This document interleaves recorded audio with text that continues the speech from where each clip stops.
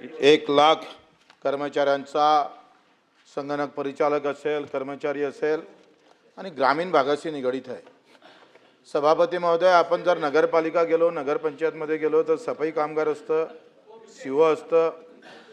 तुम्हाला माहित आहे का एका इकडे ग्रामपंचायतचं नगरपंचायत झालं का सगळ्या सुविधा देता तुम्ही, पण ग्रामपंचायतले सफाई कामगार आहे? ग्रामपंचायतले आम्ही पाहतोय क्लास 3 वाला क्लास 4 वाला चालवतोय आणि नगरपंचायतल्या लोकांसाठी तुम्ही सीओ सारखे अधिकारी, मुख्य अधिकारी देताय, त्याला ते दर्जा देताय। आणि मग गोरे साहेब, तुमच्याकडून अपेक्षा आहे, तुम्ही तर सातारा आणि सांगली जिल्ह्यातले पैलवान म्हणून याकडे पाहिलं पाहिजे।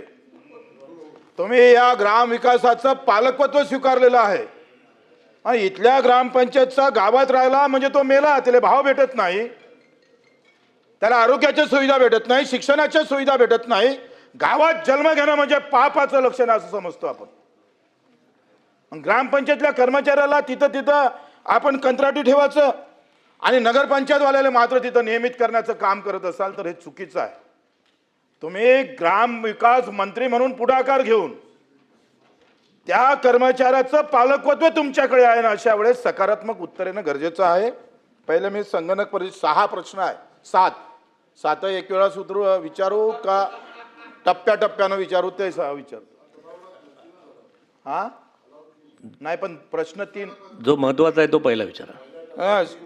2 याच्यात संगणक परिचालक एक हा घटक आहे आणि एक ग्रामपंचायत कर्मचारी, असे 2 एकत्रित आहे। संगणक परिचालक 7 एप्रिल 2025 माननीय मुख्यमंत्री देवेंद्रजी फडणवीस साहेबांनी एक निर्देश दिलेला होता। तर बैठक झाली होती मी रायगडच्या उपोषणानंतर, आणि त्यांना सांगितलं का यांचं 20,000 रुपये मानधन करावं, ते आपण कधी करणार? आपण जर पाहिलं, माझ्यावर इथे उत्तर आहे, हो, आणि आपण जर पाहिलं तर महाराष्ट्र राज्यच फक्त 10,000 देतं, केरळ 18,000 देतं, 22,000पर्यंत जाते, तेलंगणा 15,000 देतं, गुजरात 15,000 देतं। इतर सगळ्या राज्यामध्ये या संगणक परिचालकांना मानधन हे जास्त आहे। जिल्हा परिषद पंचायत समितीचे संगणक परिचालक आहेत, त्यांना सुद्धा मानधन जास्त आहे, त्यांना सुविधा जास्त आहे।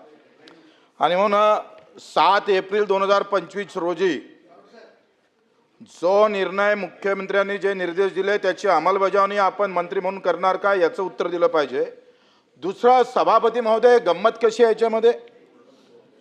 सभापती महोदय, आपण जर विचार केला तर यामध्ये एकंदरीत 321 कोटी वर्षाचा खर्च केला जातो, 321 कोटी। 237 कोटी हे संगणक परिचालकाच्या मानधनावर खर्च होतं आणि 82-84 कोटी हे कंपनी, खाजगी कंपनीच्या घशात घालतोय आपण। कायच्यासाठी घालतोय?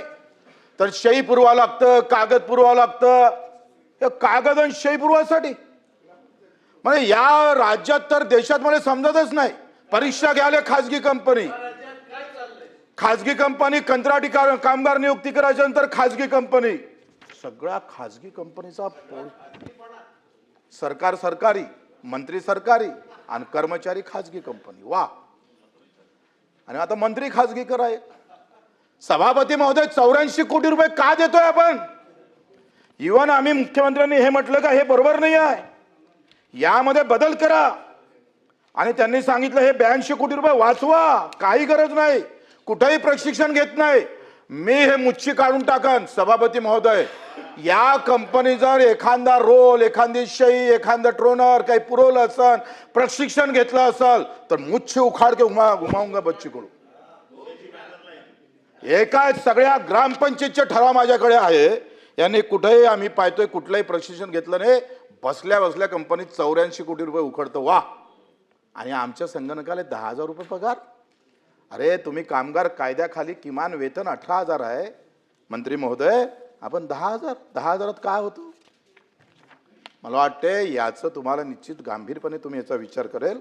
मानधनासह राष्ट्रीय ग्राम स्वराज्य अभियान आहे, त्याच्या अंतर्गत डायरेक्ट नियुक्ती करा। आता याचा प्रवास काय गमतीचा आहे लक्षात घ्या मंत्री महोदय। तुम्हाला माहित आहे 2 प्रकारचा निधी भेटतं, 15 वित्त आयोग एक निधी देतं आणि ग्रामपंचायतच्या काही स्वनिधीतून पैसे जाते। ग्रामपंचायत पाठवते जिल्हा परिषद पाठवते RGS ला, आणि मग RGS काय करतं, पुन्हा जिल्हा परिषदले, पुन्हा पंचायत समितीले, पुन्हा ग्रामपंचायतले, मग कर्मचाऱ्याले। वा, हा जो प्रवास आहे त्याची गरज काय? डायरेक्ट RGS मधून तुम्ही ग्रामपंचायतच्या त्या कर्मचाऱ्याच्या खात्यात टाका ना बाबा. ते केलं पाहिजे तुम्ही.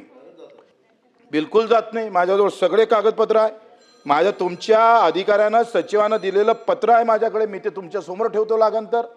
हे सगळी माहिती अशा प्रकारचं चुकीची जी पद्धत आहे सभापती महोदय, तुम्ही ग्रामीण भागातून येत आहे म्हणजे आपण पाहतो जसा पूजेले ब्राह्मणाचा हात लागला पाहिजे तसा हा जो हात लावण्याचा प्रकार आहे ना हा खऱ्या अर्थानं बंद करा. डायरेक्ट RGS मधून ग्रामपंचायतच्या खात्यात हे दोघांसाठी प्रश्न आहे. ग्रामपंचायत कर्मचाऱ्याचं आपण तसंच करतोय आणि ग्रामपंचायत संगणक परिचालकासाठी पण तसंच करतोय. हे पद्धती बंद केली पाहिजे. डायरेक्ट त्याच्या याच्यात पैसा गेला पाहिजे. हे झालं संगणक परिचालकाचं. आता ग्रामपंचायत कर्मचाऱ्याचे पुन्हा 3 प्रश्न आहे ते नंतर विचारतो.